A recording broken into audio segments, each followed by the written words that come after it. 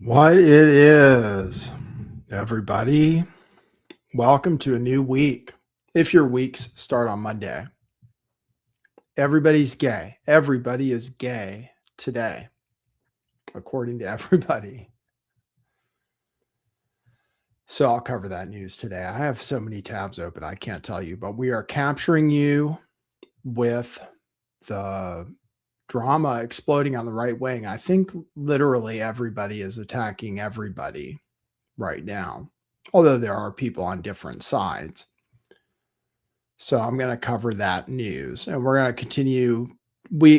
I was going to do a show on Saturday, but it was going to be something else about Candace Owens drama. And I couldn't do it.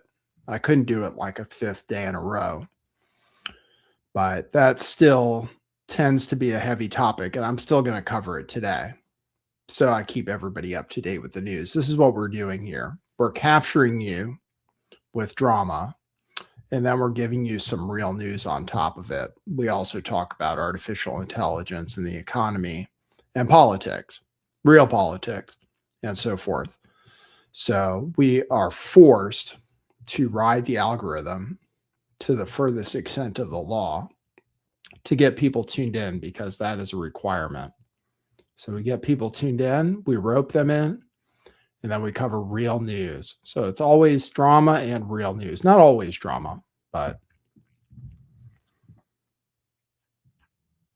you got to get the people. It's like Jay-Z said. Thanks, Gina. Doing well tonight so far. Thank you. Good to see you. Oh, I can show the comments on the stage too. Going to cover the N-word news. Could have led with that. If I really was a grifter, hardcore, then I would lead with the news about the Cinnabon girl, and I would say that she was right and that these Somalis pushed her over the edge and that we should all donate money to her.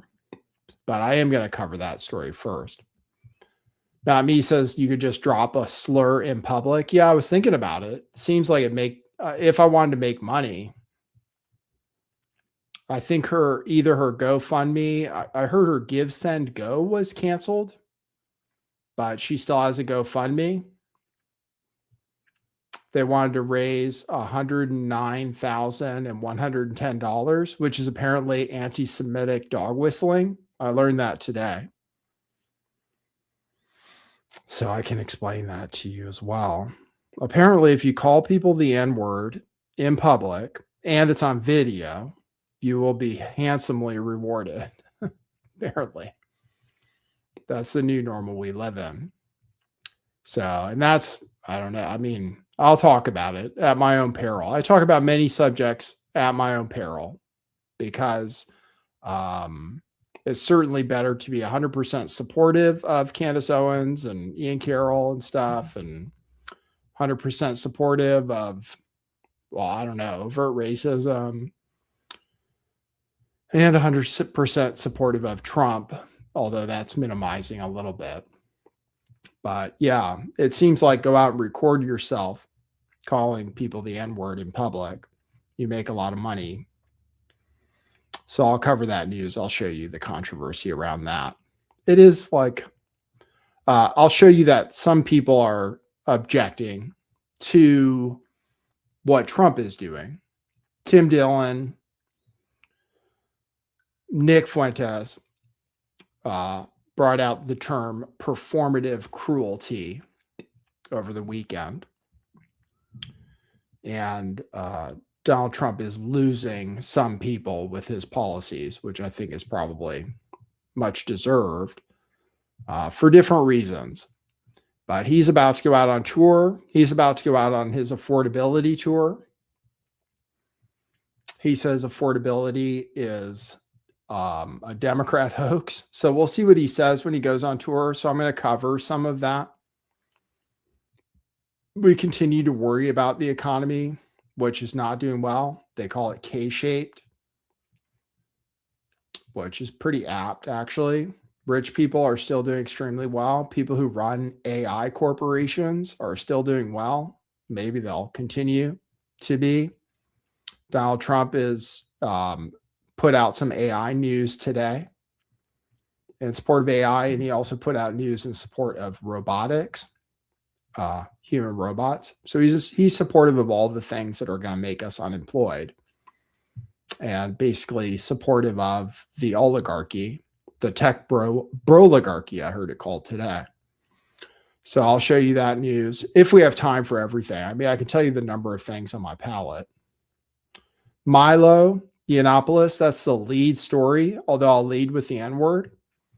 But the story in the title is about Milo Yiannopoulos, who apparently is totally independently wealthy and just likes stirring things up, who says he has proof that Benny Johnson is gay, and then accused everybody else of being gay too, including Nick Fuentes, who really might be gay.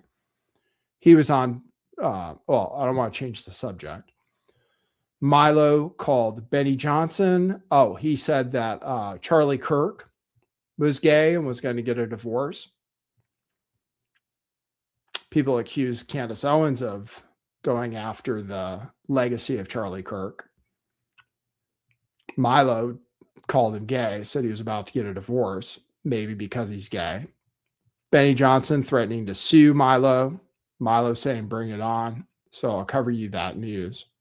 Real Hampson says all conservative influencers are gay. Well, there's a history in the Republican Party of being a closeted homosexual.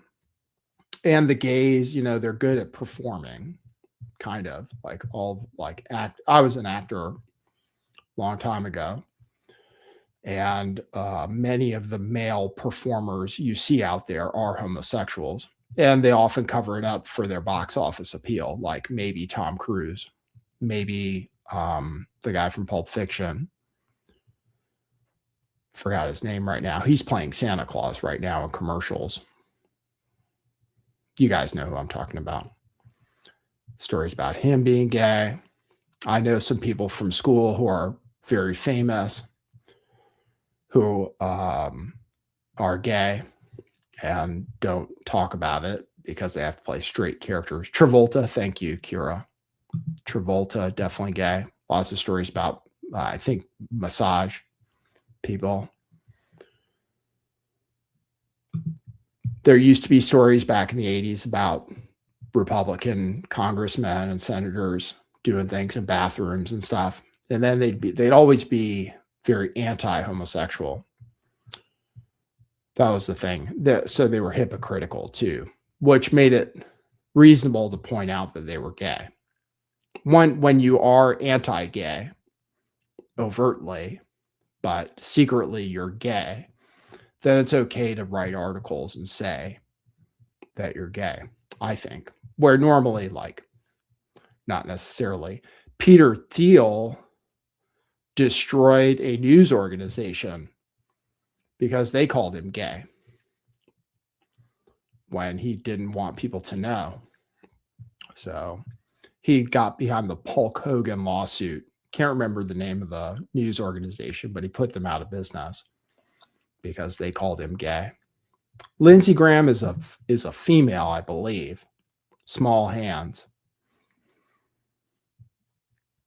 Lindsey Graham, rather than being gay, is just a trans man. That's all. I don't know. Gawker, thank you. Yes. Jessica says Benny Johnson was outed months ago. Well, maybe it's public knowledge. I'm not denying that any of these things are true. Nick Fuentes was on with Piers Morgan today. I wasn't convinced.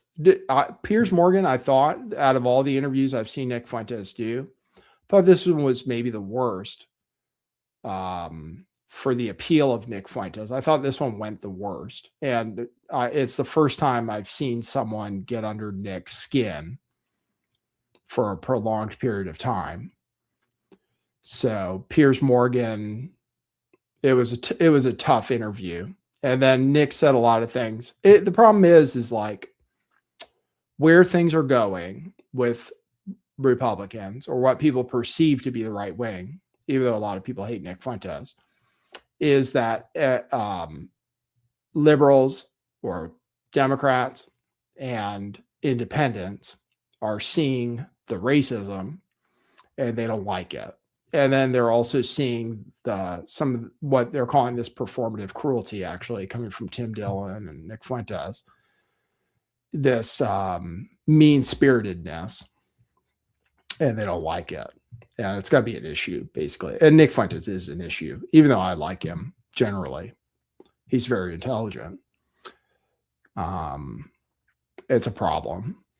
It's probably a problem. So, all right. So we're going to cover many of those news, if that's okay with you guys. And we'll cover some of what's going on with the economy, inflation, tariffs, etc. So welcome to the show. I hope you are both entertained and informed today. We'd like that to be both. We'd like it to be captivating and informative. We would like your brains to be more full. And we'd like to provide something that ideally will never be provided by artificial intelligence, which isn't that smart, really. It's not as smart as I thought it was. All right, guys? So strap in and prepare. Okay, cue musical intro. Boy, that's brilliant.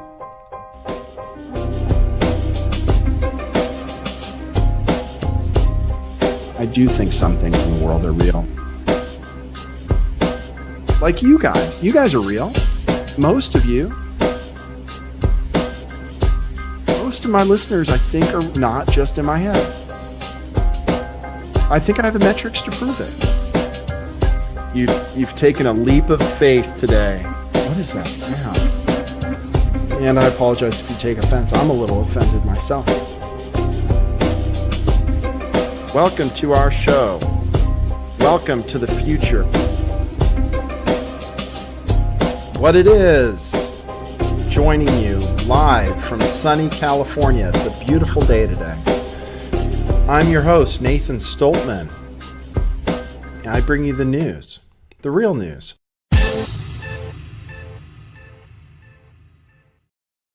Yeah, something like it. Kira, you're the same time slot as Candace? Yeah, right before I went live, Candace went live. That's all right.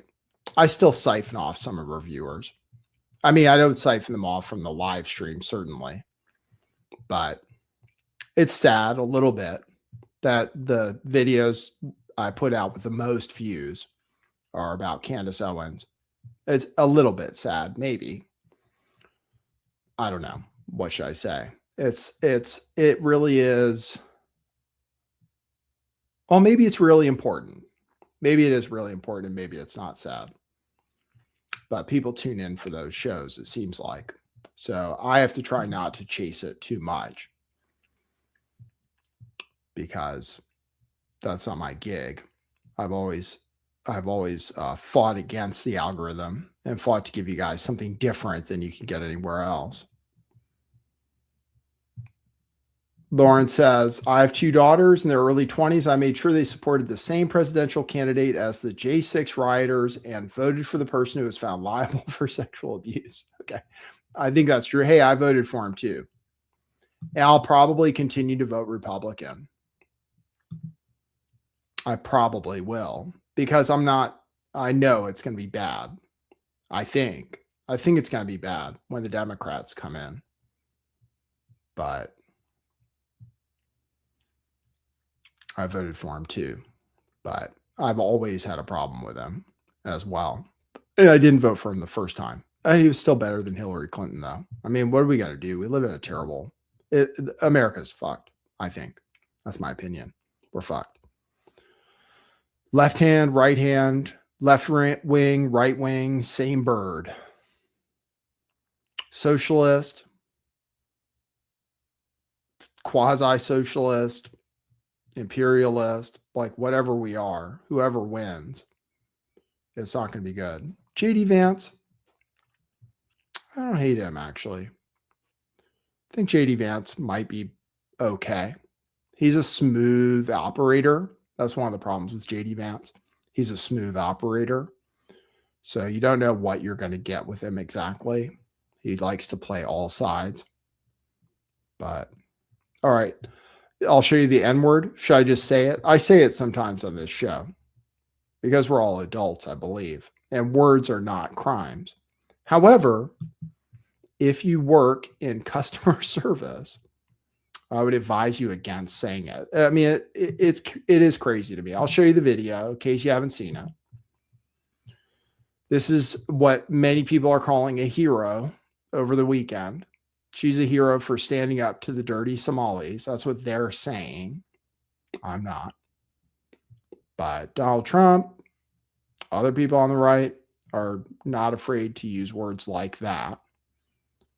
Was this inspired by Donald Trump, like some people say? I could see that argument, to be honest with you. Here's the video, which people say is out of context. Some people say. Here's the video. Cinnabon employee, boycott Cinnabon, etc. That's nigger. I am racist. So idiot, for and real. you are a nigger. You are an idiot. No, I I'm am not. racist, and I'll say that to the whole entire world. Don't be disrespectful. You ruined your life, by the way. Oh, talking about Bye. you talking about respect? You talking about respect? You are fired from this place, motherfucker. You're not gonna be working here. Suck it. Suck what? Look how you Suck fucking look it. like. What's wrong with you? What the fuck is wrong with you, you fucking ugly bitch? Get the fuck out of Ugly? my face. Talking about ugliness? Did I stutter? You That's nigger. There you go. I think there is more of it. I think there's a little more to the clip. Do you want to see it?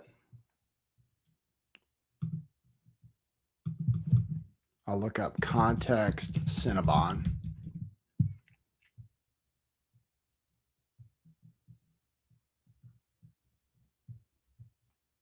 Here. This is what people are saying based on nothing. That's all I can say. All of a sudden, after this happened, news accounts on Twitter started saying the story was not in context, like it wasn't true. They started saying that the Somalis started the harassment first.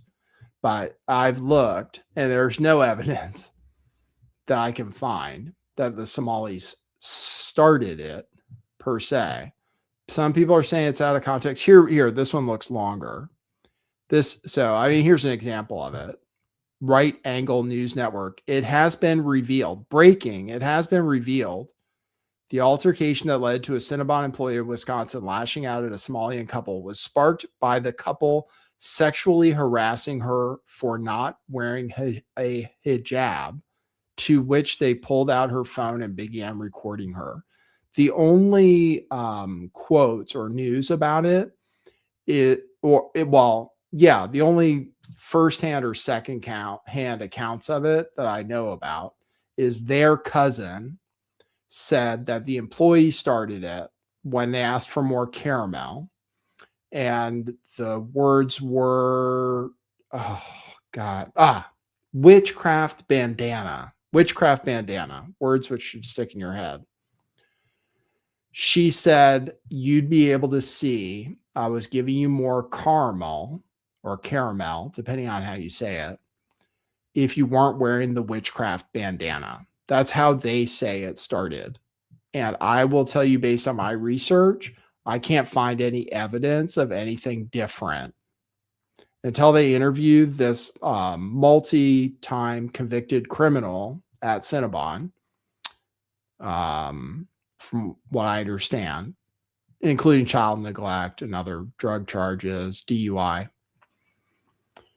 Before we talk to her about how it started or say that they started it with harassment, as far as I can tell, people just made that up. And then everybody said the same thing. They said the Somalis started it and that was justified.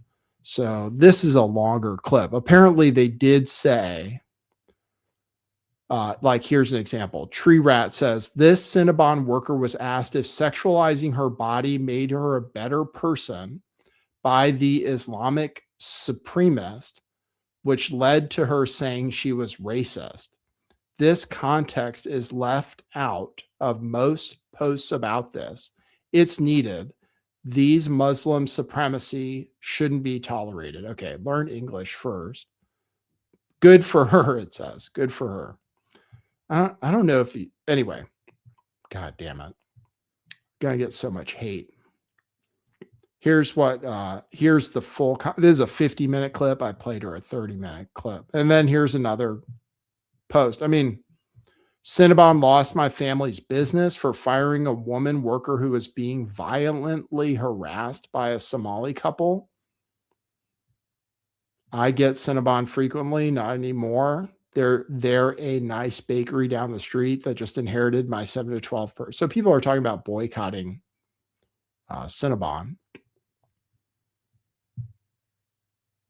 Oh, and apparently the girl's a Democrat with yard signs. Apparently the girl's a Democrat with yard signs.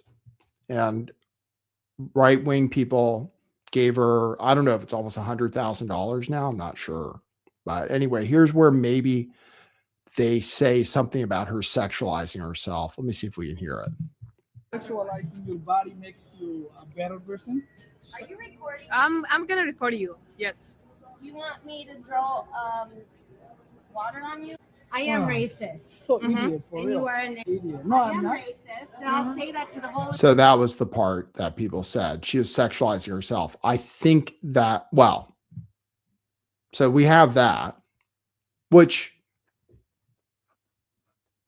is a Muslim kind of thing to say, because that's what they believe, is that if you don't wear the hijab and don't cover yourself up, that you're sexualizing yourself.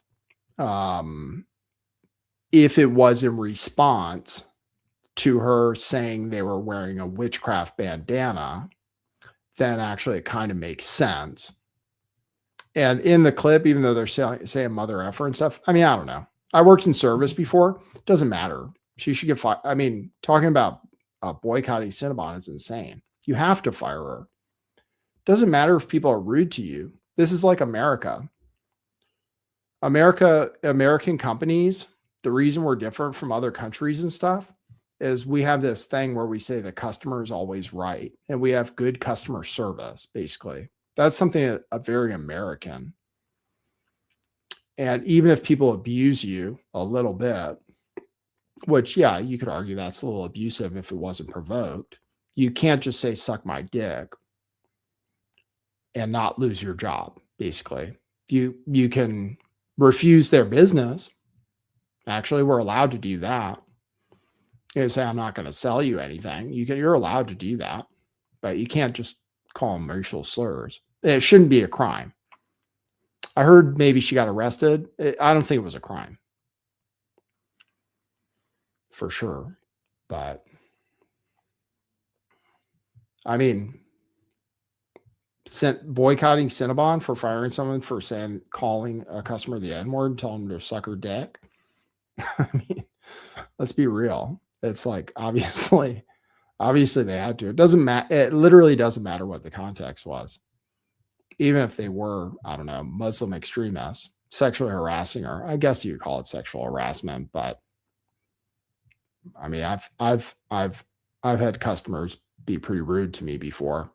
You're not allowed to just tell them to suck your dick. You can get your manager. You can throw them out of your establishment. To be honest, we have rights as companies here in the U.S. You can refuse business. You can call the cops on them if you think they're doing something wrong. She ran out of caramel or something. Don't know. So that's the story. That's my hot take. Sorry. We're just not going to get anywhere by being racist, basically. But that seems to be where a lot of people are at right now. That's actually where people are at. And Donald Trump feeds into it a lot. Because you could kind of win people over. In Minnesota, for example, there are probably people fed up with the Somalis for the fraud, for the Medicare fraud. And even the government was calling out Tim Walz for not taking care of the Medicare fraud because he was being a candy-ass liberal and didn't want to offend any Somalis. So, but the problem is when you get stuff like this and then you defend this and say, oh, these dirty Somalis need to go home, then liberals are going to go the other way. That's the problem. And they are going to be in power again one day. This is the argument Nick Fuentes makes, is that by being worse, by being more authoritarian and more hateful, that when Democrats get in, they'll just bring it hard back the other way. So it's just not a good look. It's just not a good look. And I know like double standards and all that stuff. And that guy that stabbed a white kid raised a ton of money too. And that's wrong too. That's wrong too, for sure. But you don't make up for it by calling people the N-word in public. Optics. So.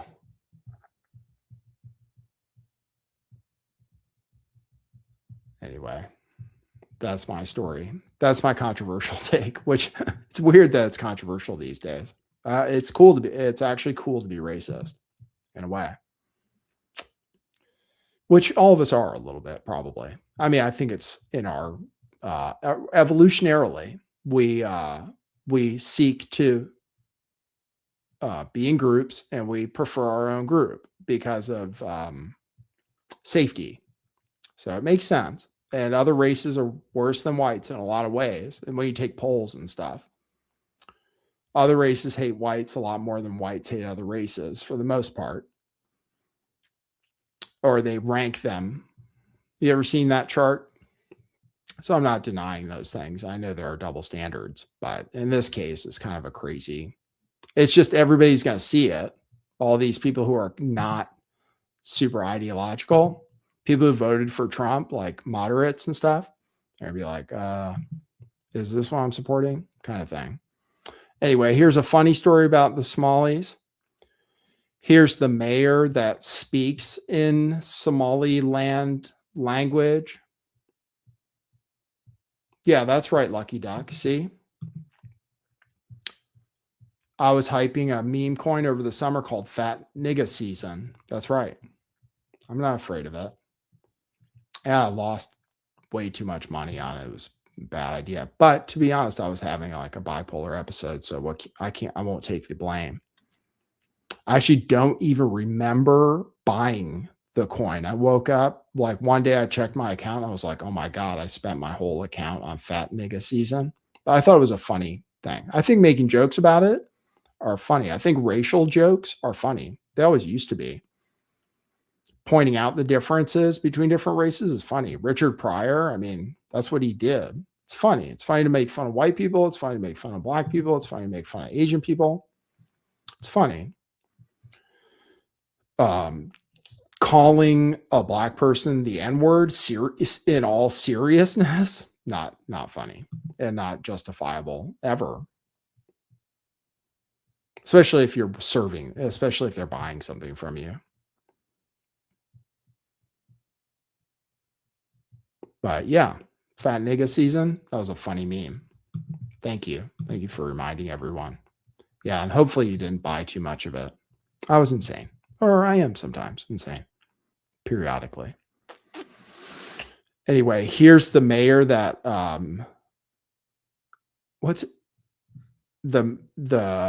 Mayor Frey, who spoke their language and basically bowed down to the Somali community. Here he is eating their food and trying not to throw up. So I'll show you that.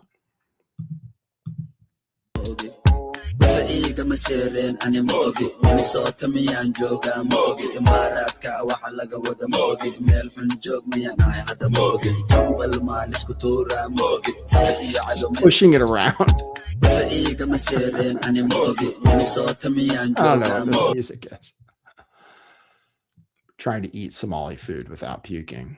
I don't know how bad it is, but it's not a very popular kind of cuisine, so maybe it isn't very good.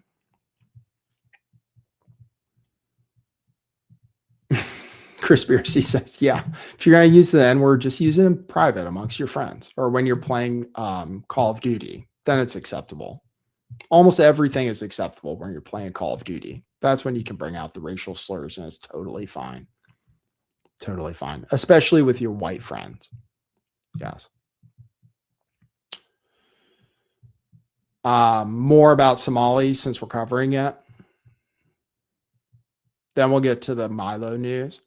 Elon Omar is apparently defending the Somali fraudsters. This is one problem with importing other cultures is like Americans or American culture, the high trust version of it, which was largely established by white Europeans, is not their values are not to steal. Other countries don't necessarily have those values. In fact, even other Europeans don't have the same values as Americans. Like if you go to other European white countries, they cut in line, like the French, they're not like us. They'll all cut in line and they'll take advantage of other people in other ways. We have a unique culture where things didn't used to need to be locked up behind glass at CVS, for example. So when we bring these other cultures here that aren't like that and steal from our high trust society and steal from our government programs and stuff, it is a problem. And it's not like, and it's fair, I think, to say that bringing in other cultures that want to siphon off of our system is not necessarily a good thing. Where they come from places where stealing from other people or taking advantage of the system is not considered morally wrong, etc. So I haven't even listened to this clip yet, but Ilhan Omar apparently said that the Somalis are the victims. Let's see. Of the 87 people charged, all but 8 are of Somali descent. And that has added to the spotlight being put specifically on your community. Why do you think this fraud was allowed to get so widespread? Well, I want to say, this also has an impact on Somalis because we are also taxpayers in Minnesota. We also could have benefited from the program and the money that was stolen. And so it's been really frustrating for people to not acknowledge the fact that we're also as Minnesotans, as taxpayers, really upset and angry about the fraud that has occurred. Of the 87 people charged, all but fair enough. That's fair enough. It didn't say what the clip said it was going to say. It's fair enough to say that other Somalis who didn't steal and don't steal are upset about the fraud. So that's fair enough. I don't know what did the person say? People always misrepresent things.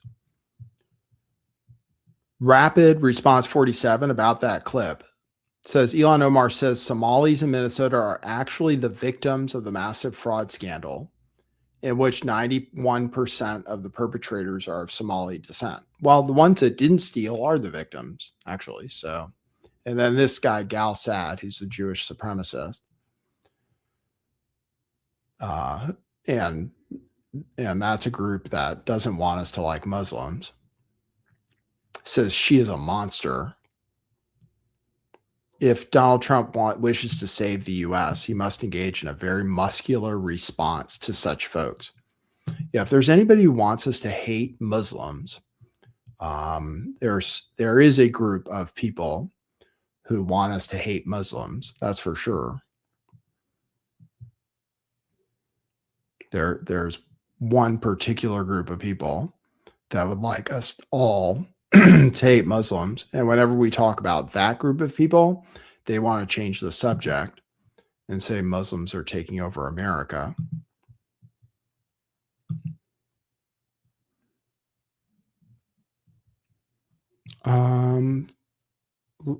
I can play a clip. I'll play a clip of Nick Fuentes to try to illustrate that point, actually. Like Laura Loomer, for example. Zionists, basically. if we ever focus attention on Jewish influence, then they'll say, oh, what about Muslim influence? You're like, well, it's not really the same. But so I'll play Nick Fuentes' clip about that. He's a very complicated character, Nick Fuentes. Here, I'll play this clip. A Christian nationalist who wants us all deported. My son says if all the skilled Muslims went back, we would be forced to make Muslim countries great again. As long as you also advocate for no more foreign wars. Inshallah, we all get deported. Inshallah, inshallah.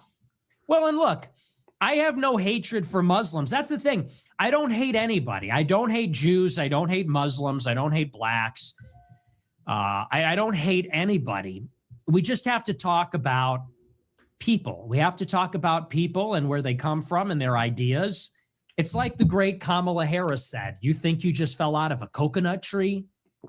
You exist in the context of all in which you live and what came before you. Okay, we exist in a context. We are embodied.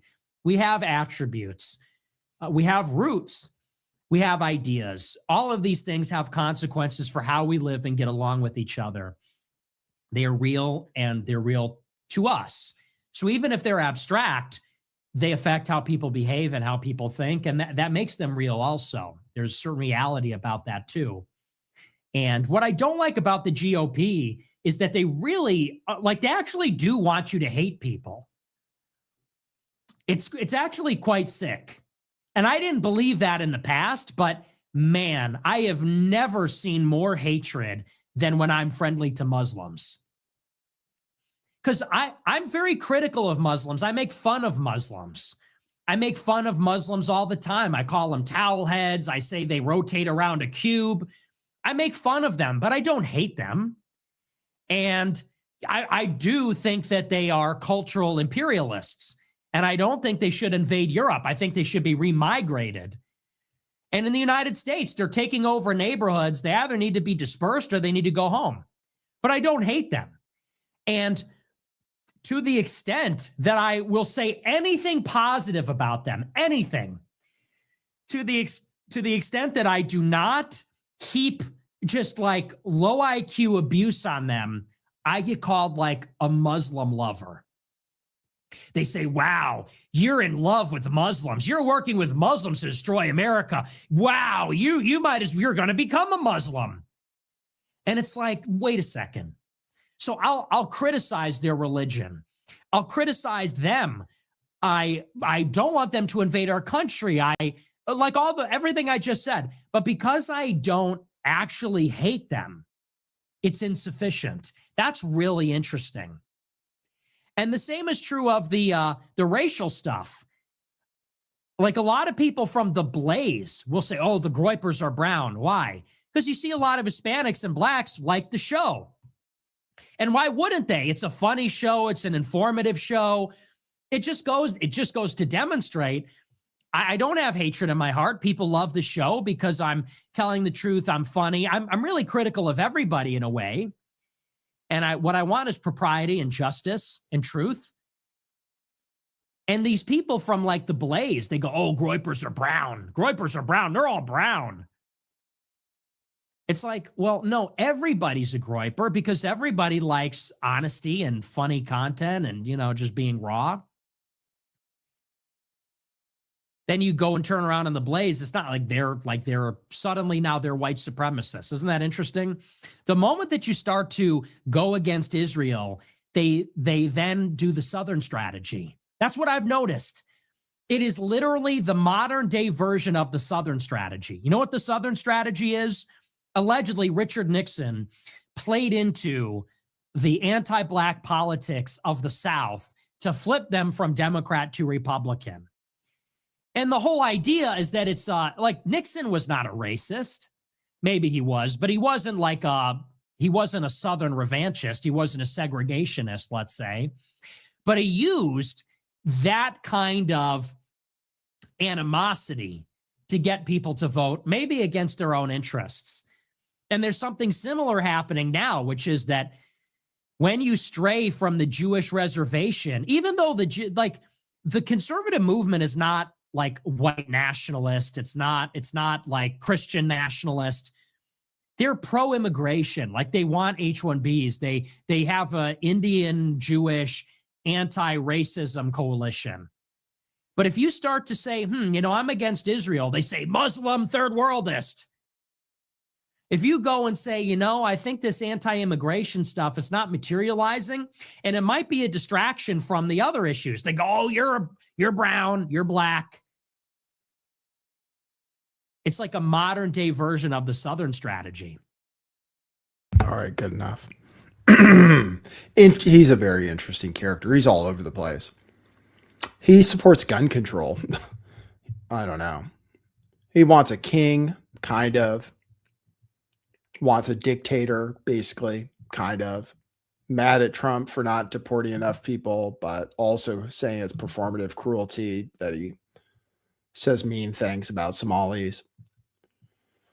But yeah, that is an interesting point. It's true. Yeah. As soon as you start saying that Jewish people have power, they'll start saying there's a Muslim takeover of the United States and we're all going to be living under Sharia law. But that's gaslighting. It's happening in a few localized places, like in certain, like Dearborn, Michigan, and certain communities are being taken over by Muslims. But it's not the government. You know what I mean? It doesn't seem like it's going to become the government. And they're not, Muslims don't make up like 40% of billionaires. So they're not influencing politics the same way. But it's an interesting distraction every single time. Tucker Carlson went to Qatar. They're all mad at him because of that. If anybody's racist, Israelis are, basically. Laura Loomer got kicked off of Twitter. You can't say she's not Islamophobic. And then there's this other broad. Oh my God. This lady in Texas. It's not to say that we want it's obviously problematic in those localized areas. And we don't want any other cultures taking over what is the American culture, which is what built this country. I don't think we want that. I don't think anybody wants that. Even people who came here from other cultures who realize how great it is here. But you have women like this. This lady's insane. Valentina Gomez in Texas. Have you heard this, broad? I'll play a clip from her. Texas, I've officially filed to become your next congresswoman. So the choice is yours. Vote for me so we can kick every dirty Muslim out of Texas. Save your daughters from getting raped by Mohammed and protect our soldiers from getting murdered in broad daylight. Let me be very clear. We will make Texas the worst place for groomers, terrorist Muslims, pedophiles, and illegals to live in, so help me God. For me, this is just an election. But for you and your daughter, this is your life.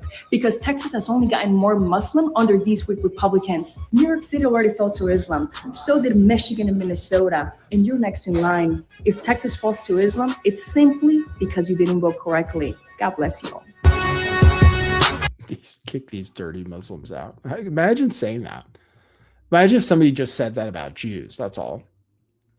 That's all. Just imagine any other group, that especially like about Jews. Like if you just said, "Oh, let's kick these dirty Jews out," they'd be like, you'd never work again. This person apparently has an actual campaign.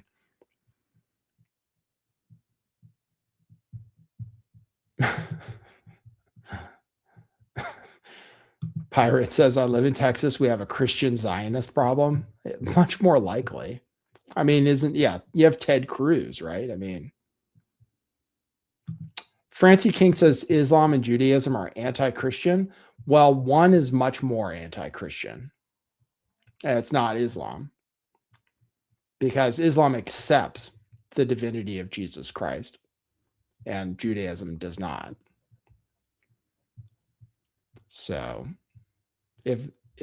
there's one that's a lot more anti-Christian. Islam Yeah, they want to take over the world. We've had wars and stuff. Sure. Islam did try to take over the world, but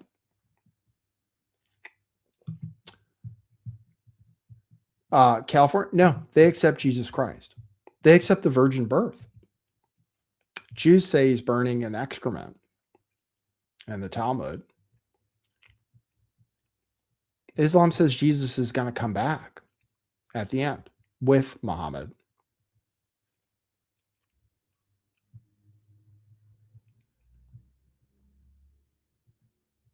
Francie King, I don't know where you get that. That Islam denigrates Christ to a false prophet of a pedophile. I don't know. Same messenger, Gabriel, the same messenger that told Mary she was going to have the Son of God, is the one that supposedly came to Muhammad. The Pope just said that we have to like Muslims too. The Pope just said it. I'm Catholic, so I have to believe everything the Pope says, apparently. Anyway, good time to ask for donations. Perfect timing. If you want to support the show, go to buymeacoffee.com/lifttheveil and leave me many coffees and a nice note, and I will read it on the show. I saw somebody actually signed up for the monthly supporter program. God bless you. You can sign up as a monthly supporter or as a single time donor. We appreciate it. The show comes with some costs, although we just do it out of the kindness of our hearts. But if you want to support the show, go there, or we have a store, which unfortunately is going out of business. Unfortunately for everybody, except for those who are smart enough to buy what we have left for incredibly low prices, $5 and $10. Pretty much everything we have left at Truth Revolution Clothing. That's truthclothing.com. We've been selling some, so that's great. It's a better way to support the show than actually giving donos, because we actually move inventory. Truthclothing.io. Women, we'll shout out women specifically. These slouchies, they're Bella and canvas. I mean, they're really nice. I think they're Bella and canvas. They're high quality, screen printed. So women get these $10 question everything shirts. I mean, even Candace Owens supporters can support that. There's still Lift the Veil slouchy, worn by our beautiful model. Question everything. And then we have our Bitcoin shirts that are $10. We have Litecoin shirts that are $5. If you don't care about the design, just buy them to sleep in. They're super comfortable. They last forever. I'm wearing an old Mostly Real shirt. Did I play the intro? I think so, yeah. Mostly Real. That's what we are. Not available anymore. None of these will be available. They are not drop shipped by some cheap digital printed bullshit. We buy the inventory, stock it, screen print it, etc. All right. Thanks for supporting the show. We appreciate you. All right. We have to get to the homo stuff. Nick Fuentes may be a homo. I don't know, man. Nick Fuentes, he might be a homo. It's hard to deny that he might be a homo. He didn't answer the question very convincingly on Piers Morgan's show today. One last clip about immigrants to show that we have diverse opinions. This is a Vietnamese guy just saying that he's an immigrant and never asked us to bow down to him, etc. Since when the fuck did we have to bow down to certain communities? Look, I'm Asian. I'm Vietnamese, okay? When we have our own communities too, and our communities thriving. You know, we have businesses. We've been here only, less than 50 years since after the 1975. Our communities are thriving throughout the United States. If you look at our numbers, there's only about 2 million of us here in the United States. And out of that 2 million people that we have, majority of us have businesses, scientists, engineers, doctors, bright mind people that given back to this country more than we've taken. And we have never asked anybody to bow down or speak our language. Okay? Since when the fuck this stupid ass mayor of the little pirate motherfucking land pirates Molian in Minnesota have to speak their language and apologizing for those motherfucking crook ass pirates. Since when we have to do that? This is just a fucking crook, and he's a Jewish dude. What a shame, you know? What a shame. What the fuck's wrong with him?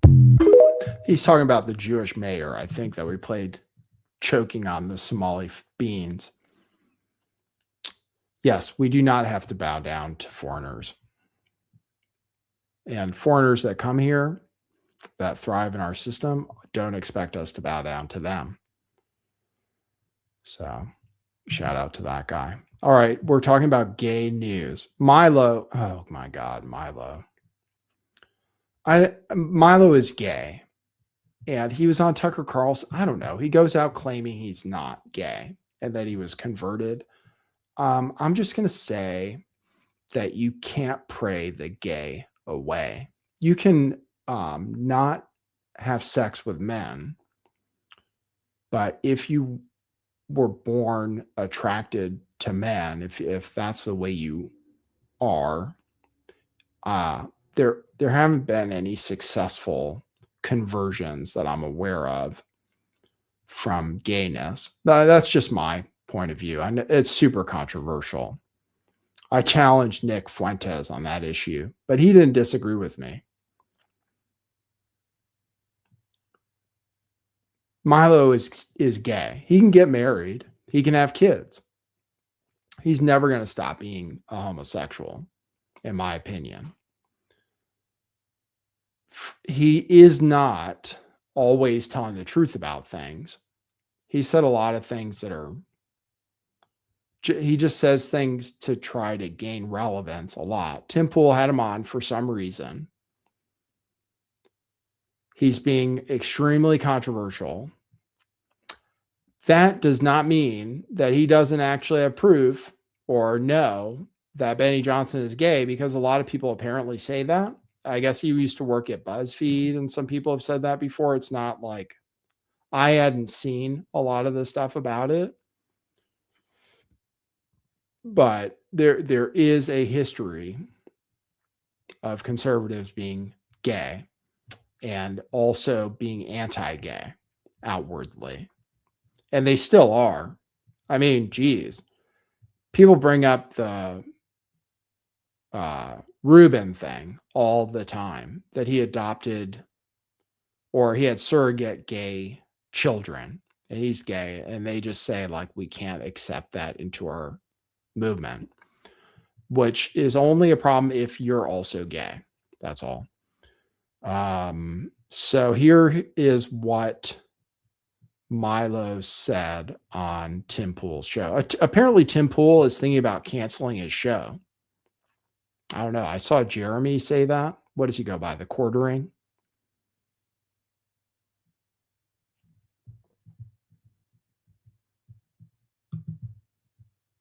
Mimsy says, Piers said Nick could become a pope because he's a virgin. Yeah, I know. He's like, you haven't got, that's what I asked him too. When I had him on my show, I said the same shit. I was like, really? He's like, I was like, he goes, what did he say? Sodomy is a sin. And I was like, you're not going to get a blowjob? He was like, no. I was like, seriously? He goes, no, I'm never going to get a blowjob. I was like, wow, you're missing out, bro. But yeah, he has still never had sex. And women, and believe me, he could. He's famous and rich. Any rich, famous man, even if you're 5'9", 145 pounds, like he says he is, and girls are coming on to him in his super chats. You just have to have money. Everybody knows that. If you're famous, sure. I mean, he's not an incel. He just doesn't like women. I believe that, but he might prefer men, and he's keeping himself from actually performing gay acts. But I don't know for sure. I mean, I'm just throwing shade. But here's Milo. This is what he said on Tim Pool. With this, he was on with that guy. I can't remember his name. you might see this, the disgraced Republican congressman who got thrown out of Congress and I think put in jail. And then Donald Trump commuted his sentence, I think. He's done the circuit. He seems really gay too, actually. One of the most distinctive things about the right wing in this country is its homosexual overtones. Benny Johnson posts pictures of his children every 2 days. It's weird. And everybody knows what went on with Benny Johnson in those lobbies and in those hotel rooms at SAS. Everybody knows. I don't know what you're talking That about. guy. Men, young. That guy, he's got the most gay affect ever. So I wouldn't be surprised with him either. It's funny people have him on. I mean, he is disgraced. I think he claimed to be Jewish, right? He's not. Didn't he claim to be Jewish? He did a bunch of crazy shit to get kicked out of Congress. Like people just have him on like he's worth talking to.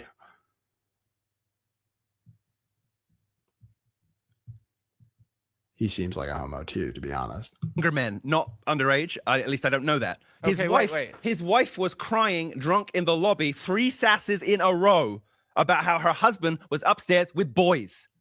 Come on. Like, go ask her. Come on. Go ask her. Come on, Milo. Go ask her. Milo, aren't you ever scared of getting sued? You say I'm sitting here like I am humbled by the lore and your ability. The audacity.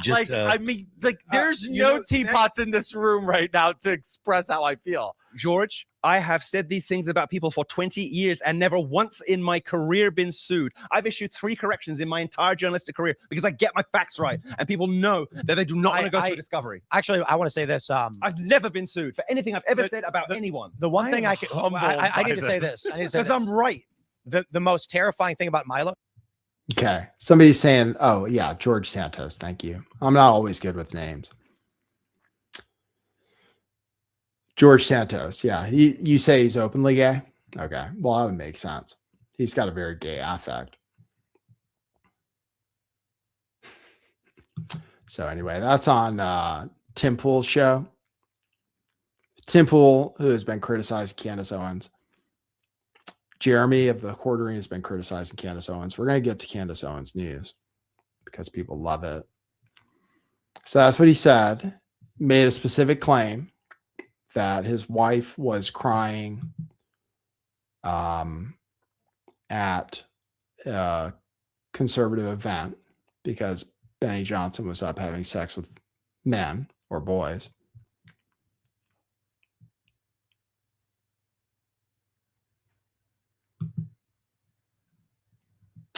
He also said Charlie Kirk is gay. So we'll play that.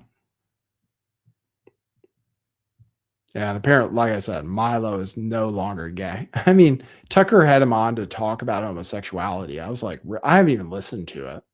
But really, you bring on Milo to talk about homosexuality?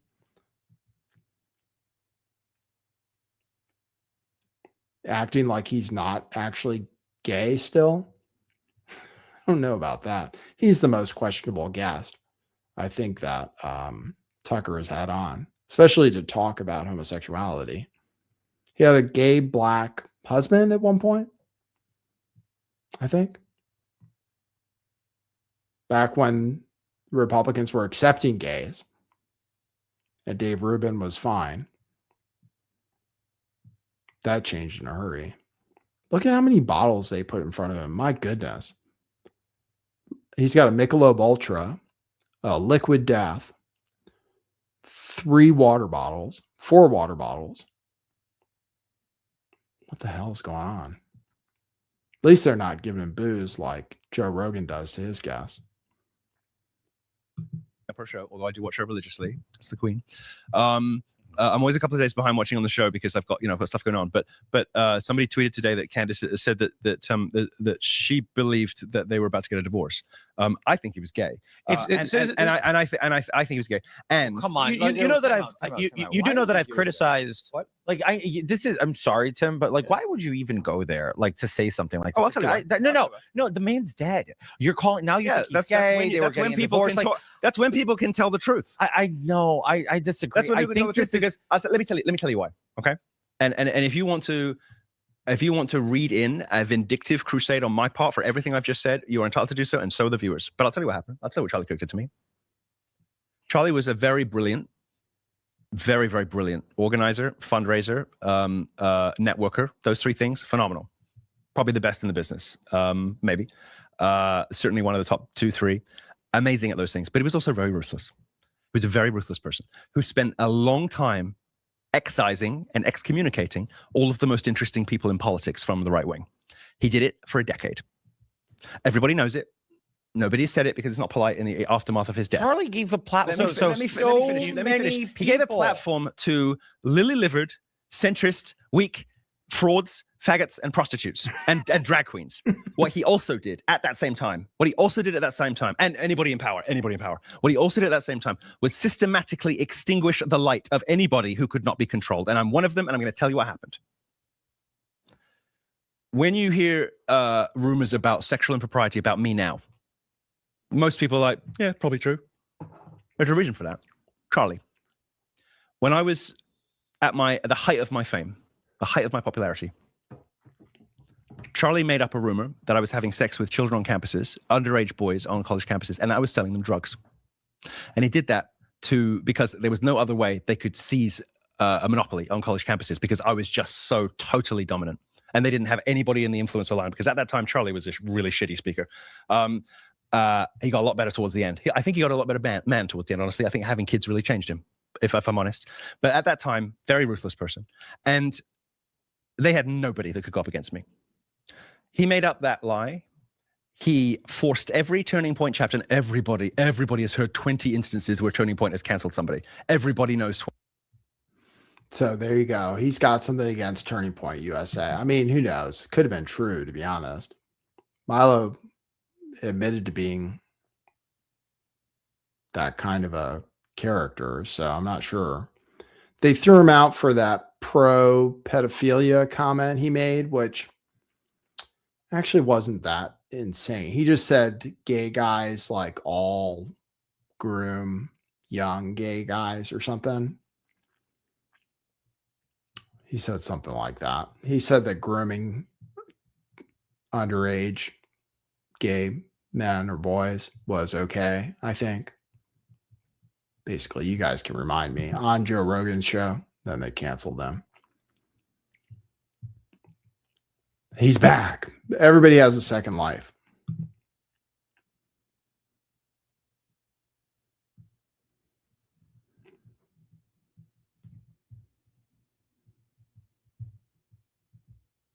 Milo is an agent of chaos. He is an agent of chaos. Bearable pain. And he said Nick Fuentes was gay. The interesting thing about him saying Nick Fuentes is gay is he did it on the Fresh and Fit show. And Myron came in and like totally shut it down in a kind of suspicious way, to be honest with you, in my opinion. Because Milo goes on everybody's show and calls everybody gay. And then he said Nick Fuentes is gay. And then he really gets shut down. So see what you think of this. Oops. Sorry. Hold on. I didn't share my screen. Safe. Yeah. Nobody. I've been telling people that. Nobody's safe. In the Bible, King Solomon, right? Known as the wisest man in the world. Mm-hmm. You know what he did? Everything under the sun. Women, money, sex, everything. He gave wisdom after that. How can you teach others when you've never been through it like that? You can't. So to your point, is it possible to tell somebody what to do if you're not doing the shit? Do you is that whole for Nick Fuentes? That whole for Nick Fuentes? Because he's telling a lot of men how to behave. That little faggot. He is flicking himself off in his jeans in cars. I spoke to his ex-boyfriend's ex-boyfriend 4 days ago. Wait, what? Nick Fuentes is gay? Guys, please. I'm just saying, does that advice hold for him? Because he's telling a lot of men how to behave. Look, getting flipped off in the back. Let's not mention Nick Fuentes is gay. Guys. Oh, please. Guys. Let's not talk about Nick. I thought it was like a... Come on, guys. Out of respect for him, they're friends. Let's leave it. He's my buddy. I'm sorry. I didn't mean to. No, you're good. I understand that you guys have your issues. He brought it up, so Yeah, but let's, out of respect for you for the show, please, I'm sorry. No, for that. no, I'll you didn't know. stop. You didn't know. I'll stop. I don't know why Fresh asked that, but no, I know you're friends. I shouldn't have done that. I'm sorry. no, it's all good. All good. I like You Nick, shouldn't I be like friends, you. but I know you are. So he believes in a nuclear family. Like I might get missed on some words. Maybe here. we'll talk about it. Okay. In another context, because they're good friends, and I don't want to. Nick is a good guy, and I know you guys have had your He's not a differences good and guy, stuff. but they have a friendship that I think we should. Okay. Yeah. But gay or straight, we cool with him. Oh, I'm cool with him. Well, I don't know him. Actually. I'm not commenting further out of respect for. I appreciate that.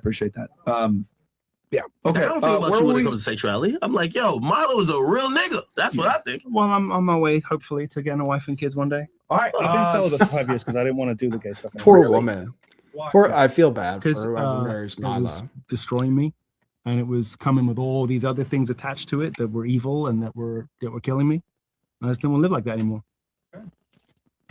Wow. All right. There you go. Facts only says, who cares if Nick is gay? I don't care. I still like him. I mean, I still like him. And he doesn't, and he's not being hypocritical about it in the way that he used to be. Because if you notice, he never criticizes gay stuff like everybody else does. So, and when I interviewed him, a lot of people have the opinion that being homosexual is a choice. A lot of people have that opinion. And his groypers certainly have that opinion. I took phone calls after my interview, and they all called in saying I'd like to take it in the butt and stuff. And when I was like, oh, but you admit, I asked Nick, I was like, you admit that being gay, like, isn't like, there's nothing you can do about it, right? If you're gay, except not practice it. He was like, yeah.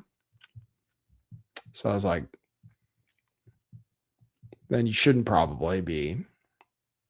But he doesn't ever say anything about it anymore, like all the other conservative influencers do. So, but yeah, his groypers, man, they ate me up. In fact, I was dealing with it it was so annoying. People are like, how do you know it's not a choice or something like that? They were like, oh, so you like taking it in the ass? They kept calling me and harassing me. Anyway, that's the Milo news. It's annoying. It's annoying drama. Now, speaking of annoying drama,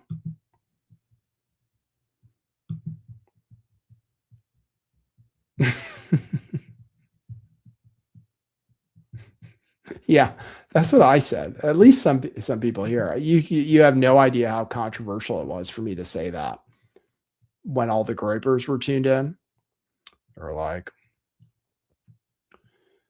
New England Dirt Roadie says, how does a gay guy decide to be straight? It's not like I straight can just decide to be gay. Yeah, that's my point of view too. It's like, if you're gay and you dream about gay sex and you like gay porn, then all I can think of it is from my angle, like, I'm straight.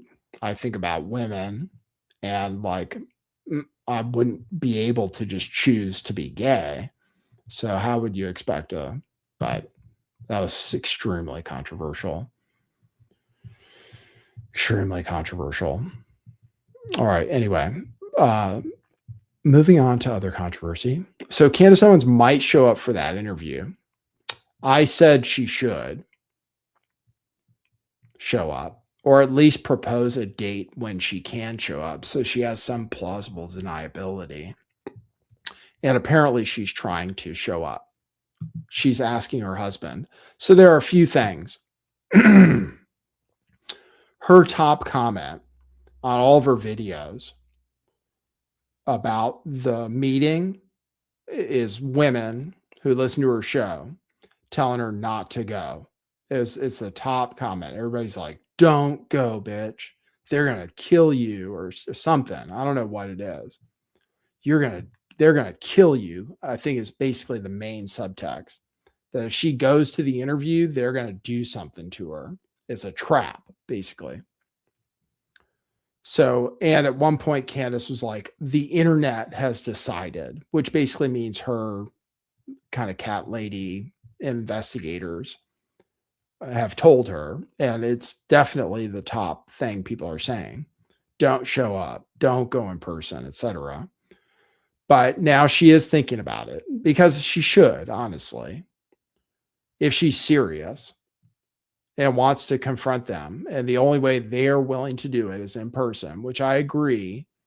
They could have her virtually if they cared. But given that the only option for confronting them is to show up in person, I think she really should make an effort. She claims her husband is saying she can't go. Some people say it's her husband's birthday, but actually, apparently, it's not, based on something she said before. So I'll play that clip.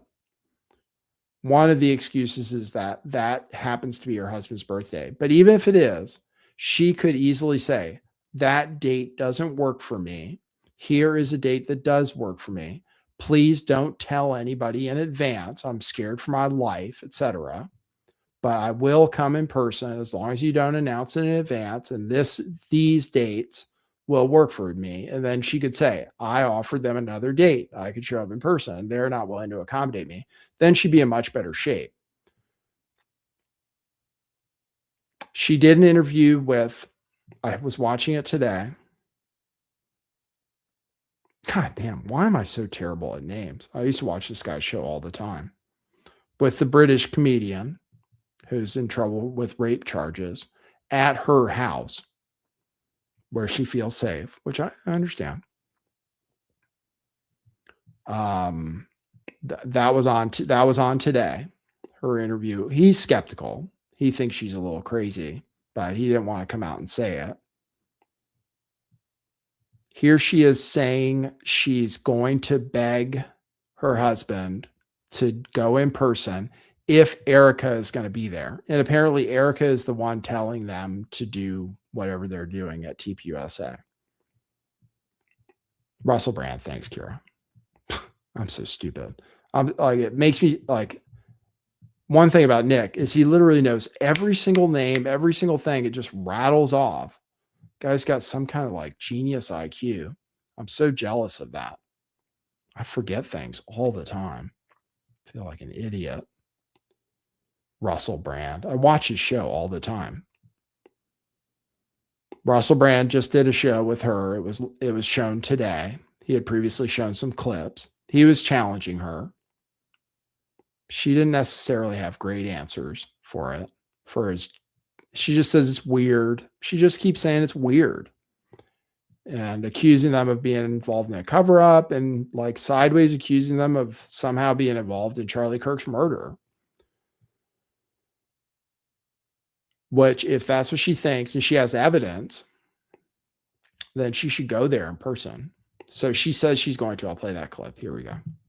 If you are saying that on the 15th, Erica Kirk, as you are insinuating that she's going to be there, right? She's directing this thing. Are you implying here that she's going to actually be in the chair and she's willing to allow me to bring things and to go over timelines and stuff? Like, can you make that offer through the proper channels? Can you actually say that, since you now have more details about how it's going to work, and reopen that offer again? There's no way in hell that George can make the 15th work. I just said it. No, he shut it down immediately, and for a very valid reason. And it is not my inclination to go to Phoenix without having my team with me.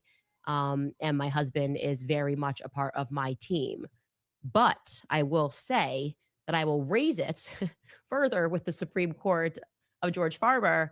If you are insinuating, and actually if you can confirm that you are saying that you will allow me, as you said further in this, to bring whatever it is, because it would be more authentic if it was face to face. If you're saying that I don't have to deal with you and this is actually going to be very open and I can ask every question under the sun, I might beg, I might beg. So Good. I would love to hear from Turning Point USA and stop pretending 24 hours was some like demand that had to be met, because that's ridiculous. So ball very much back into your court. And like I said, I want to make this happen. I still think you guys can open it up for a live stream. Like you're doing that right now. That seems ridiculous as well. Let's make this work for the people. There you go. Good for her. I think that's the right response. So good for her. She should make every single effort based on what she's been talking about for 3 months. She should make every single effort to make it work. So good for her for trying. I'm not going to be critical of that. So if it doesn't work the 15th, give them another date. Twisted TB says, take NMN for my brain fog. What's that? I take supplements. I was looking up the best supplements to take. Mostly I try to take supplements to live longer because, like, I think we'll be able to live forever, probably, based on the advance of technology. I don't want to get old. So I take those kind of supplements. NMN, I'm open to it. If you, I don't know what it is. I'll ask Gemini about NMN. Let me see if Gemini knows about it, first of all. Or should I ask Grok? I'm trying to decide between Gemini and Grok these days. Let me ask Grok. What is the supplement? MNM? I've never heard of it. NMN. I did it backwards.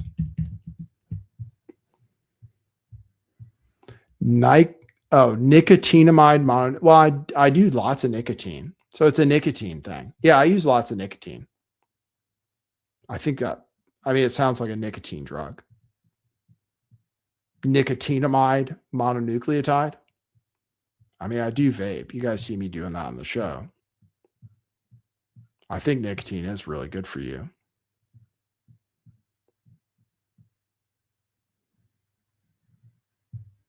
Will that work? Because I do use that. All right. That's her saying she's trying to do the show. So that's the update on that. She did say his birthday is in July. I'll just play that evidence for people. I hope you enjoyed the. All right, you guys, happy Monday. I hope you enjoyed the holiday weekend. I certainly did. We baptized baby Roman. It was my husband's birthday and it was America's birthday. So it was just a good weekend of family fun. There you go. I hope so. That's evidence that it's not his birthday. Ian Carroll said it was his birthday.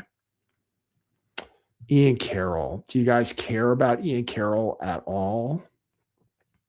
Because that's part of the drama I have ready to be covered, but I'm thinking about skipping it. He's not that relevant.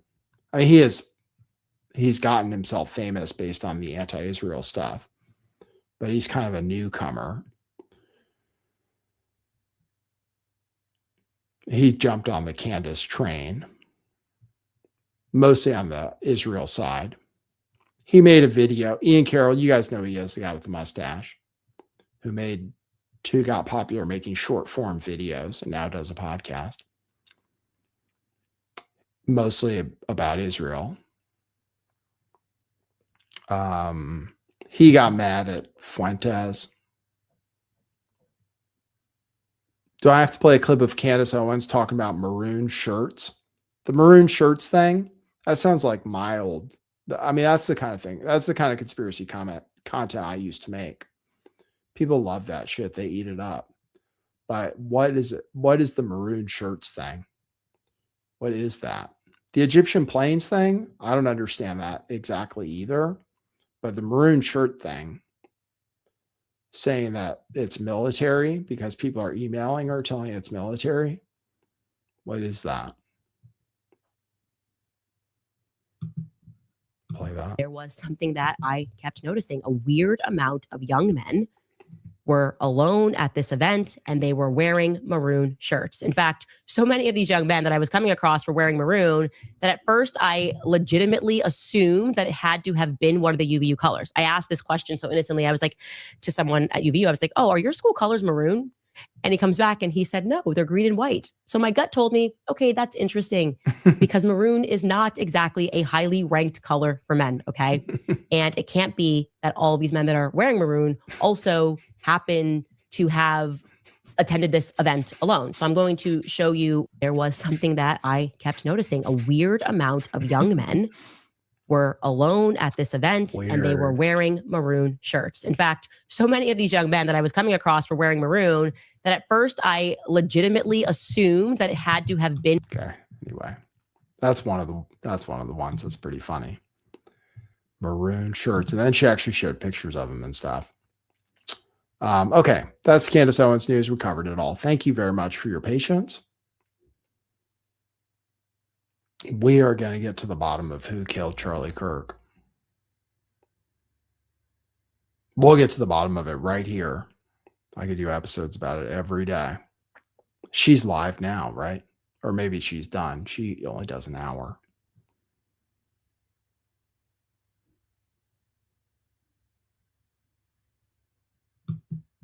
All right, we're done with that news. I want to talk about, we touched on it already, the performative cruelty of the Trump administration. Tim Dillon, one of the comedians who went pro-Trump, I believe, correct me if I'm wrong, several comedians, Joe Rogan, Tim Dillon, and others, became pro-Trump before this last election. The Epstein thing, which actually is the main thing Candace said lost her on Trump, and actually it probably is one of the reasons, threw a lot of people off about Trump. So this is Tim Dillon talking about the deportations and calling it performative cruelty, using the exact same words that Nick Fuentes is using. So I'll just play a clip to give you, this is a view I've heard from moderates, which is that, yes, we agree with deporting the bad hombres, but what people are seeing as far as the deportations go is not exactly what people voted for as far as the independents who Trump is losing really badly, and the Democrats who voted for Trump, and the young people who don't identify as anything who voted for Trump and Mamdani, for example. When you have this clumsy, kind of somewhat insane, over the top deportations, people are looking at this and going, and this is, what did they use, this Sabrina Carpenter song? Yeah. Play this. Let's see.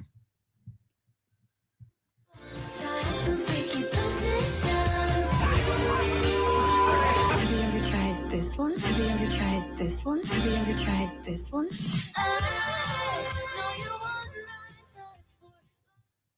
It's unserious. It's unserious. It's childish. It's cruel. I think one of the problems with whatever the MAGA movement is evolved into is it's duped their hardcore followers so much that the only thing left now is performative cruelty. When you have this performative cruelty, that's a word, that's a phrase. Do you call it an idiom? That's being brought in. Fuentes is the same thing.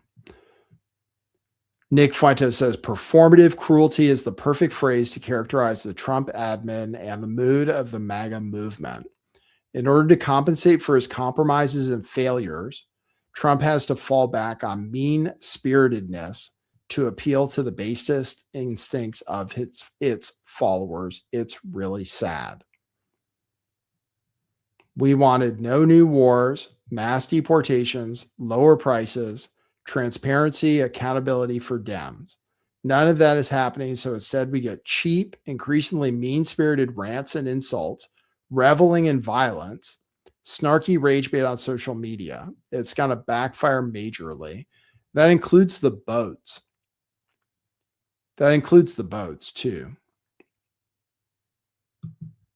which actually I think Tim Dillon also talked about. Let me see if I can find it.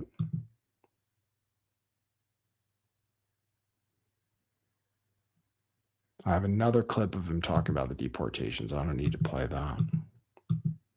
Here he is talking about the boats, which is another form of this performative cruelty. It's like, we're killing people. We're killing people. And then we're going to overthrow Venezuela. Then we're going to start a land war. And people are like, yeah, let's kill these people. But yeah, here's Tim Dillon talking about that too. Yes, it's a war crime. It's whatever. It's what we do. It's December. It's the holidays. No, it's just what we're going to do.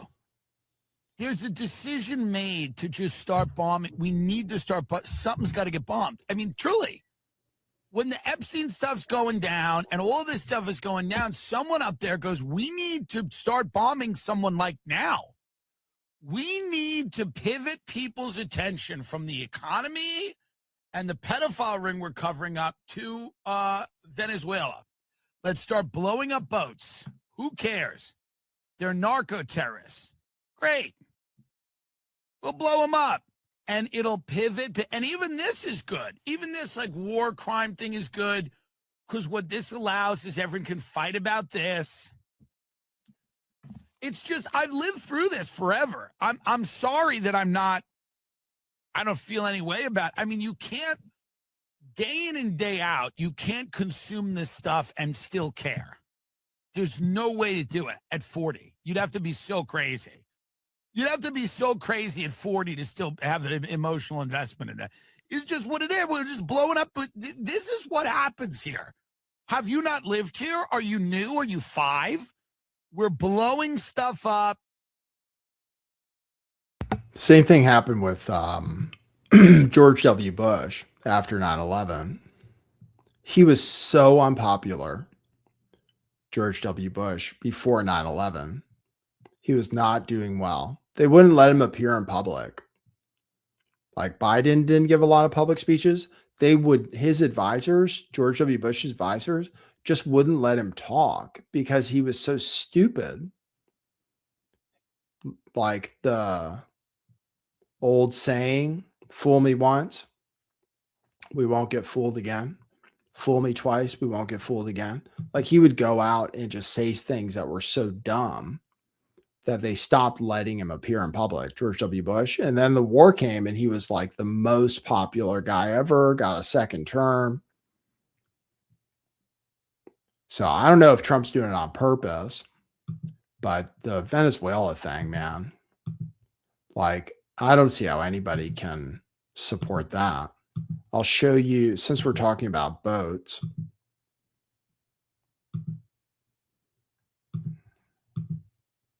I have a few clips. I have at least a clip of Pete Hegseth, the dry drunk. Pete Hegseth, Tom Cotton. They just seem like assholes. Let me see. Where is my clip of? I don't think I have it here. I have it somewhere. God damn. Sorry. You hear a lot of clicking and beeping. Well, I guess I lost it. I did have that clip ready. Pete Hegseth said he was going to call it righteous something or other. They was like, oh, but we said that before about blowing up families in Afghanistan. Oh, well.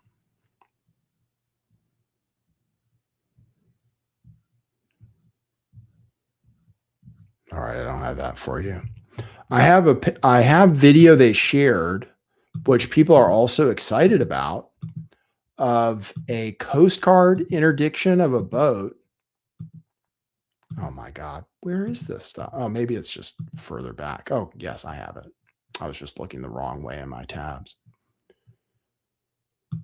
This is kind of funny. Wokeness, weakness, war. You know, I was recently tempted when the discussion went out about hitting drug boats to use the phrase righteous strike. But then my team counseled me against it and said, sir, that's the phrase that was used by Mark Milley when a family of Afghans was struck as a response to what happened at Abbey Gate. They called it for 2 straight days a righteous strike, when they would have known within hours exactly what they struck. Weakness, wokeness, war. Weak. Wokeness. He doesn't find that a little bit ironic. He's like, I wanted to use the name righteous strike to justify killing people that we're not allowed to kill. But then it reminded me, my staff reminded me that we used it before when we killed somebody we weren't supposed to kill. it is something to say. They're like, if you have drugs, we're gonna kill you. Well, we're not allowed to do that. I have since we're on boats, I have I think it's Napolitano, right-wing Newsmax attorney who says that it's a war crime. The killing of the two people that survived really should not divert focus from the entire project, which is a series of war crimes. The idea that the president of the United States can use the military to kill people who he believes are about to commit a crime, even though at the time of their deaths, they're 1,500 miles away from the United States, is antithetical to the concept of due process. It's pretty basic that under the Constitution, there's only two ways the government can kill anyone. That is pursuant to a declaration of war by the Congress, where the U.S. military is legally fighting the military and agents of the country against which we've declared war, or after due process, which is basically a fair jury trial with all the attendant rights and defenses that the Constitution requires the feds and the states to make available to you when they want your life, liberty, or property. So it's pretty basic that the entire concept is a war crime because it is the use of the U.S. military to kill non-combatant civilians. The execution killing ordered by either Pete Hegseth or Admiral Bradley, we've gotten two different versions of this, Max, is what brought this to everybody's attention. But I'm concerned that we lose sight of the bigger picture. So there you go. That's a Republican just saying it. So that's not going away. And they're just continuing to say it. They're like, we're going to blow people up. And I don't know when we're going to overthrow the government of Venezuela, but that seems to be coming too.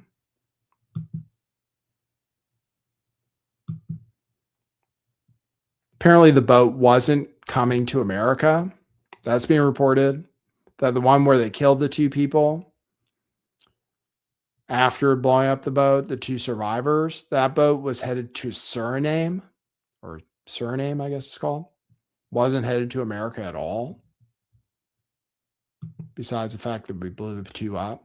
Here's a Coast Guard. This is, and this is, they're sharing this footage as if it's the same.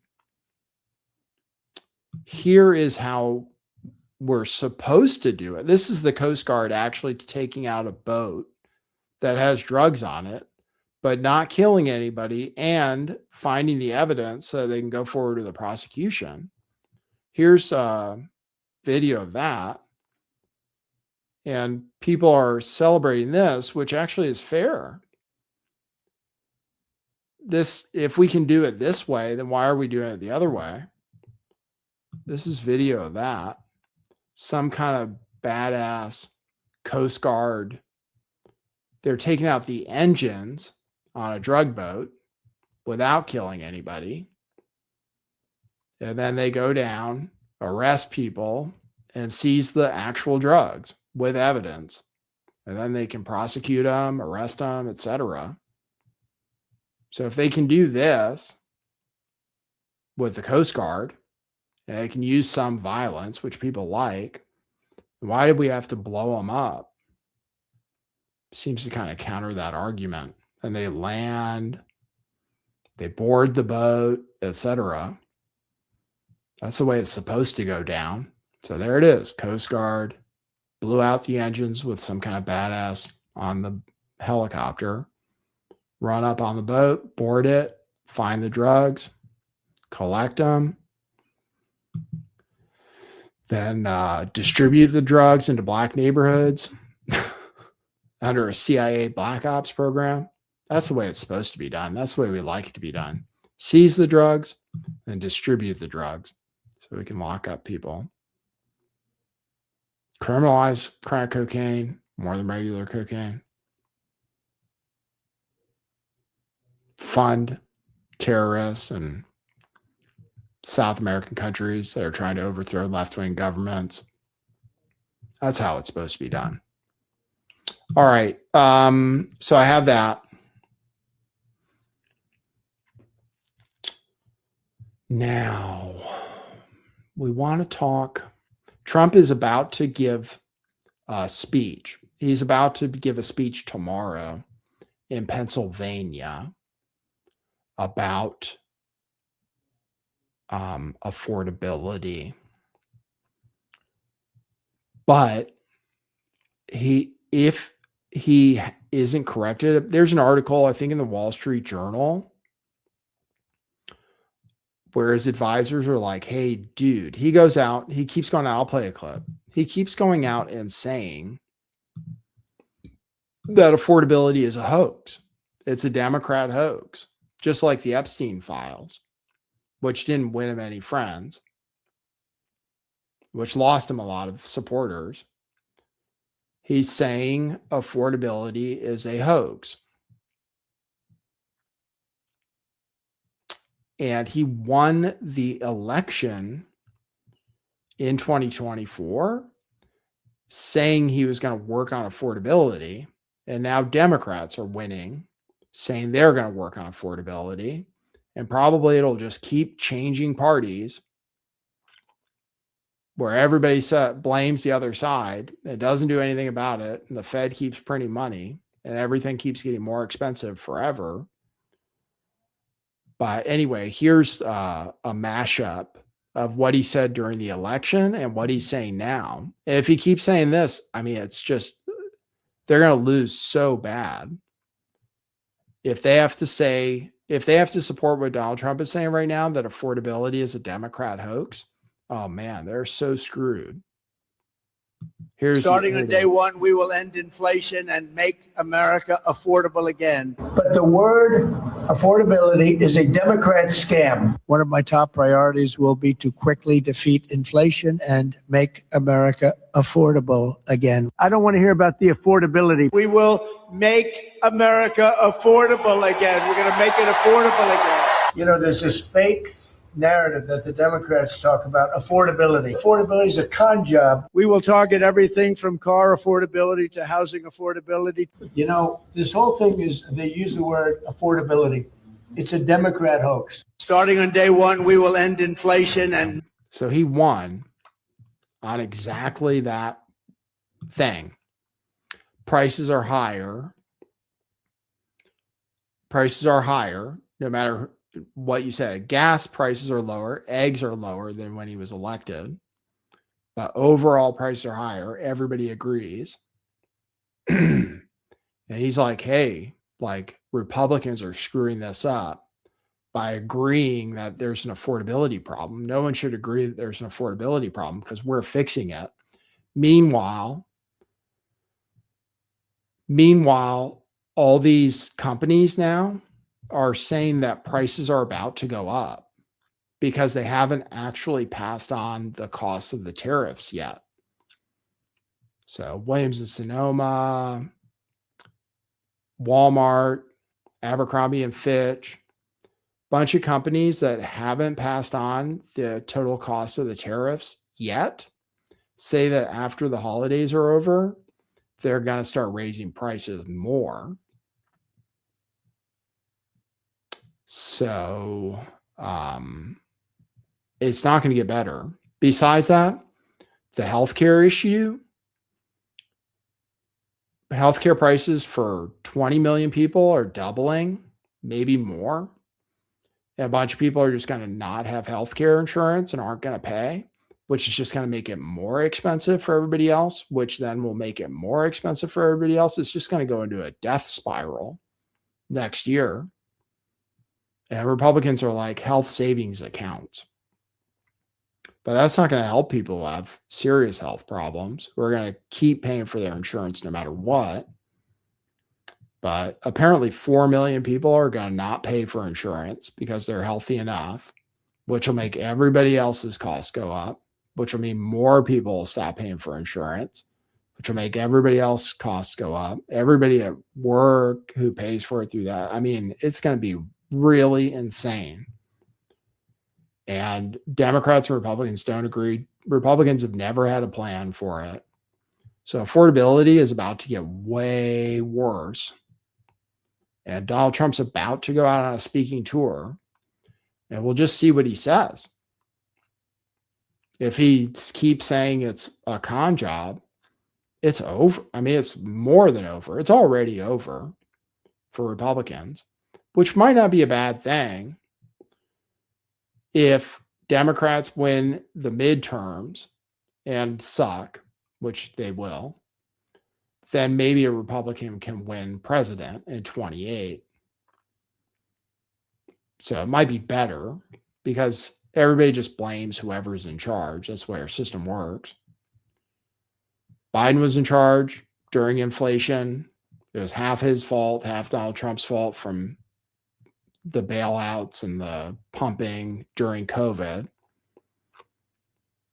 Biden got the blame. Trump said, I'm going to make things affordable again. Trump got in office. Everything still went up in price like it always does. And now Democrats are talking about, oh, we're going to make it affordable again. They don't really have any plans either, besides socialism, which just makes things more expensive.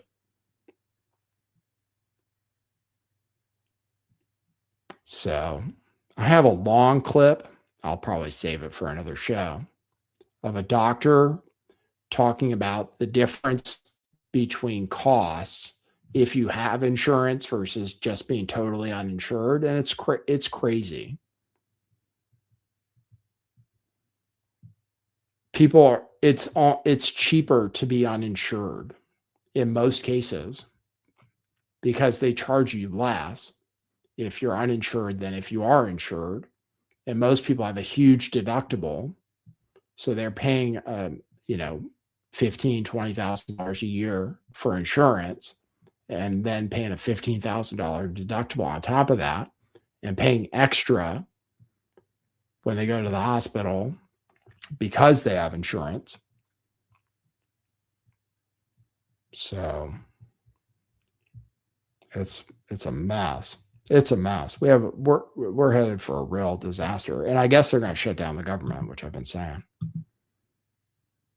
Okay, let me just talk about some AI updates. We talk about AI a lot on this show. AI updates are that Trump just said he's going to sign an executive order. Trump says that only the federal government can regulate AI. Donald Trump is 100% in on AI and now humanoid robots, which are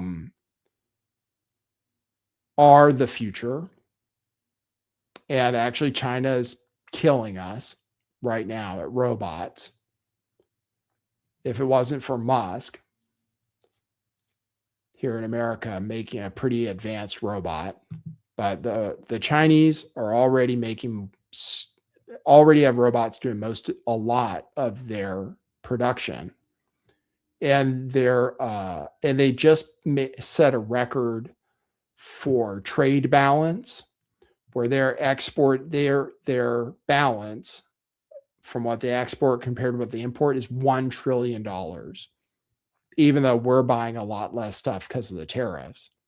So we didn't slow down China. If anything, we made them move faster towards automation so that they can continue to dominate manufacturing. And their ports are fully automated, and our ports have unions that say robots aren't allowed to do anything, making them less efficient. The Chinese are killing us at automation. So it makes sense that Trump is doing this, but it does take jobs. So that's the future next year, especially. We already had record layoffs this year. He says there must be only one rule book if we are going to continue to lead in AI. We are beating all countries at this point in the race, but that won't last long if we are going to have 50 states, many of them bad actors, involved in rules and the approval process. There can be no doubt about this. AI will be destroyed in its infancy. I will be doing a one rule executive order this week. You can't expect a company to get 50 approvals every time they want to do something. That will never work. Well, that probably is what's best for AI. But again, AI is designed to replace us. I have something here that talks about the threat of AI. Let's hear this. Elon Musk has a 30% chance of extinction. Sam Altman says basically that AGI is the biggest risk to human existence. So what are they doing? They are playing Russian roulette with every human being on Earth without our permission. They're coming into our houses, putting a gun to the head of our children, pulling the trigger and saying, well, you know, possibly everyone will die. Oops. But possibly we'll get incredibly rich. That's what they're doing. Did they ask us? No. Why is the government allowing them to do this? Because they dangle $50 billion checks in front of the governments. So I think troubled under the surface is an understatement. What would be an accurate statement? Appalled. And I am devoting my life to trying to divert from this course of history into a different one. There's no stopping it. It's out of the bag. It is the result of capitalism, free markets. It could be pushed forward even faster with government support like they're doing in China. China is being allowed to buy the NVIDIA chips, the fancy ones, which I really don't think we should be letting them have. So apparently that's about to pass because Trump wants these companies to make more money. And that's more important, I guess, than beating China because we're about to let them have advanced chips, which we were stopping them from having. It's really all bad. So what do you get here? Black pills. Black pills is what we deliver to you. I think there's no hope. Well, you just have to learn how to figure out how to not go down the road of self-destruction if this is indeed what our future is going to be. You have to have some hobbies, maybe plan to get off the grid, which is being made easier by technology like Starlink. Grow your own food, get away from it all. Get ready for universal basic income. Here's an art installation where people are making fun of these guys. Robot dogs with the heads of billionaire tech bros. Bezos. But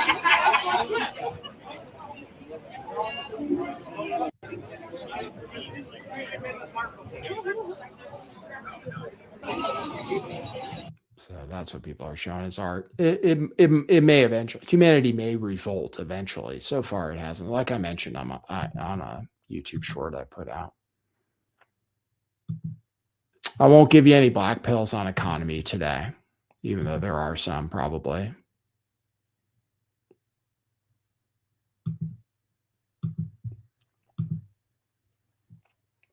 I'll give you one black pill on the economy. They say this is how the Trump administration is handling the problem with the economy sucking and everybody becoming unemployed and all the layoffs and everything and the increased prices and all that. They're like, oh, next year is going to be great. That's the line. Next year is going to be awesome. You just wait. I mean, you just wait. Next year, if the layoffs were bad this year because of technology, next year is going to be insane because the technology is not getting any worse. It's advancing so fast. And it is designed to replace humans. That's what it's for. That's what it's designed to do, is to replace humans so that corporations can make more profit. That's literally what AI is for. It's to increase the profits of corporations when it comes down to it. And replace humans who are expensive and have so many problems. They call in sick, they need vacation, they need to sleep, they need to eat. They have all these problems, humans, that robots and computers don't have. So next year is going to be way worse than this year, given how fast the technology is advancing. Here's the news though. Next year is going to be amazing, according to Trump's guy. Here we go. From all this higher productivity from AI. And so I think that we're looking at one of the golden years in American economic history, provided that we don't get some kind of random black swan disruption. There. So first and second quarter. From all Next this year is higher going to be productivity. awesome, unless we get a black swan disruption. Well, why would he say that? All right. Let's check our coffees. You can support the show still anytime by dropping coffees at buymeacoffee.com/lifttheveil or buying our $5 and $10 t-shirts and merchandise at truthclothing.io, where you can even throw free stuff into your cart. At truthclothing.io, there's a tab where we literally give things away for free, provided you pay shipping. So should I show you that tab? Just in case you didn't know. When you're buying a t-shirt, I think you can get free stuff and just pay for shipping too. Oh, is this all we have left? Doshi stuff.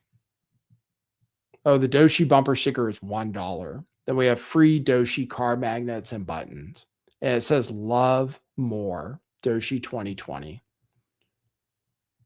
Doshi memorabilia for our old Siamese producer. So you can throw in free stuff with your order, pay for shipping, and it's yours at truthclothing.io. And now I'll check my coffees.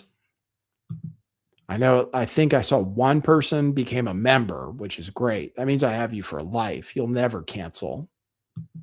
That's the way I get you. Then I can just stop doing shows. I just suck in. There we go. 12 members. Sierra Duncan, thank you. Became a member today. Thank you. I saw who you are in the chat. That's Kira.